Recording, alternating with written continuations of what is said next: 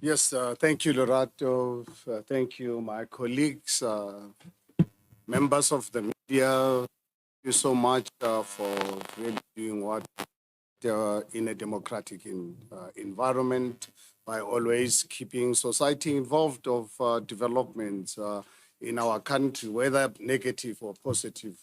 As Action SA, we always appreciate your presence.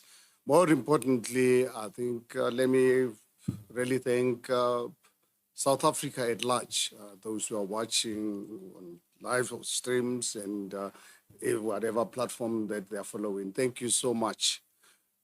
Fellow South Africans, following our recent successful, historic, and groundbreaking inaugural policy conference held just a few weeks ago, Action SA is now ready to take our party to the next level of development.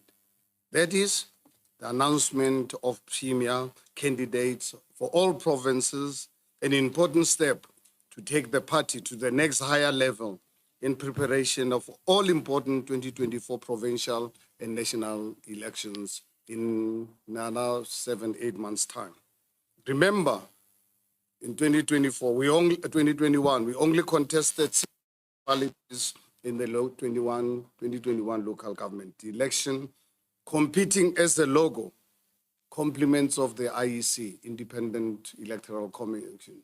They made us contest as a logo. But we emerged as a serious player when the results were announced. South Africans saw our logo and recognized with it and put a mark across it, making us the sixth biggest political party in the country. We used 2022, the whole of last year, to establish national structures with the appointment of 9 provincial chairpersons by the end of October.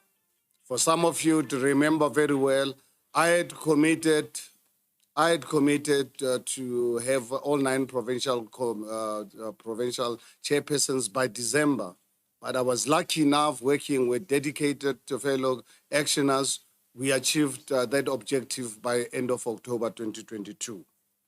We are now sitting at 38% of the branches launched throughout the country, with a target of reaching 60% of branches by the time we go to elections in 2024. That's the only way we believe we can really make an impact. But we're really grateful that as I'm talking to you right now, we've already reached 38% of the branches throughout the country. We have a membership of 230,000 of committed volunteers determined to see the political government changing through the ballot in 2024. Most of these members, this 230,000, are committed, hardworking, and ethical to the cause. Today, fellow South Africans, it gives me immense pleasure to announce the first of Action SA premier candidates out of the 9 for the upcoming elections. I present you, in particular, people of the Northwest, one and only Kgosi Kwena Mangope. Thank you so much. Thank you for accepting huge responsibility.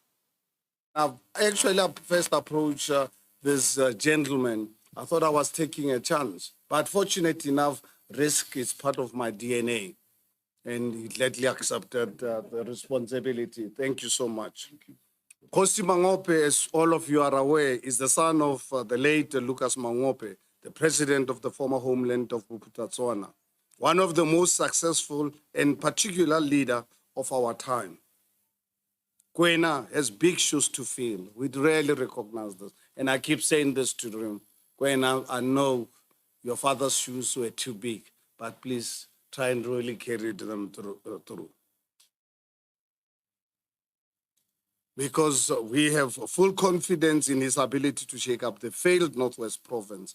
It hurts me for someone coming from Amanskral, born and raised in Amanskral, people of Amanskral, walking off Haramutsi, walking to Babelegi industrial area. 1985, January 1985, I opened a factory in Ga-Rankuwa. Some of you attended the launch of our South African dream at a factory where I started Black Like Me in 1985, a factory almost the same size of this. 200 square meter in the former Bophuthatswana, with the Bophuthatswana Development Corporation just next door to that industrial area. People who are committed to public service, very helpful. Because I started business in a 200 square meter factory with my wife and two partners. We'll employ one person, two, second one, and so forth.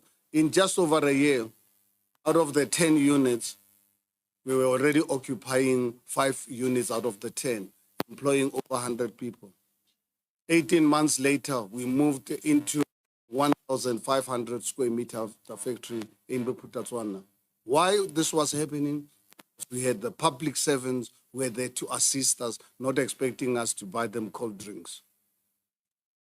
5 years later, by 1990, before when I reached 30, I was one of the big industrialists in this country, having built my own factory in Mabopane, right in the township, employing in excess of 6,000 square meter factory. I did not own. And that happened because we had the government that was there to assist us. And I think I want to share something very important to you. In August, I was born, left Bophuthatswana after burning down of my factory on the 17th of November, 1993. And I've never met Kwena's father. Never. I've never met him on one-on-one. But I was one of the, if not the biggest black industrialist, young for that matter. Then, you keep asking yourself, what kind of leader is this? Today, as you all are aware, we work on the basis of cadre deployment, and you've got to meet the president. You've got to pay R1 million to be at the seat with the president. Chief Lucas Mangope never asked him single meeting with me. I've never met him. It's unfortunate that, but at least I've had the pleasure, and I do have, to really be friends with his son and actually prepared to serve people of Northwest. Jose Kwena Mangope is the current traditional chief of Motswedi community in the Northwest with illustrious service in the South African Defence Force. So, Jose Mangope, we need order restored in the Northwest. And more importantly, development and jobs for the people.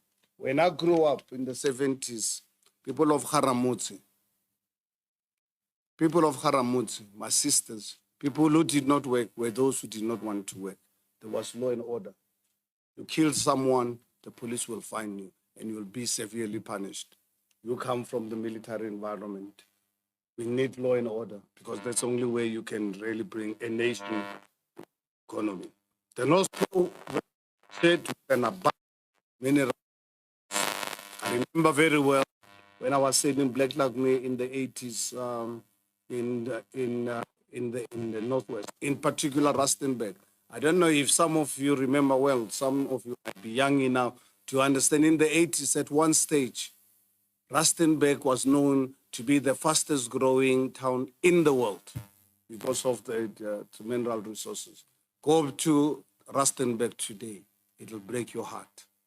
So you've got a lot of work to do. You've got to go and give those people of Tlhabane, of Rustenburg, of Tamanskral, and all the other areas, give them hope again because it is possible. So we have abundant factories. Babelegi industrial area today, it's a shadow of its past.